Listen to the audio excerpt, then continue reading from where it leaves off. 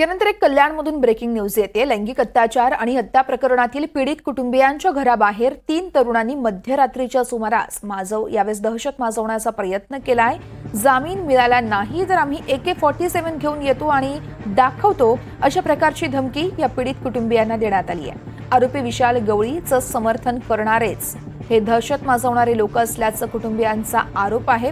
सीसीटीव्हीमध्ये सगळी घटना कैद झाली होती आणि अखेर पोलिसांनी या आरोपींना बेड्या ठोकल्या आहे।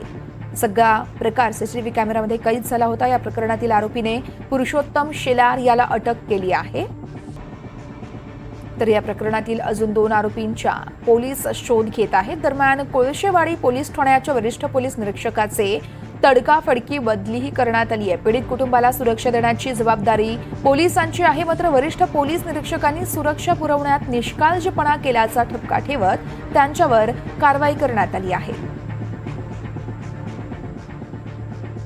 रात्री 2:30 वाजता काय गुंड बदमाश काय आमच्या चाळीच्या गेटवरती आले आणि काय शिवीगाळी केले आणि आमच्या गेटवरती बाजूमध्ये दुकान आहे किराणीची, तिथे त्यांनी दगड मारून काय ट्रे मारून, दुधाची ट्रे होती तिथे त्यांनी मारून शटरला हे केला।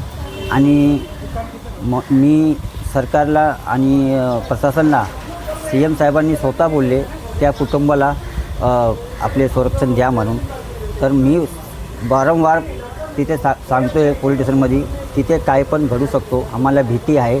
माझी मागणी हीच आहे की मला प्रोटेक्शन द्या पोलीसची आणि मला पाहिजे ते।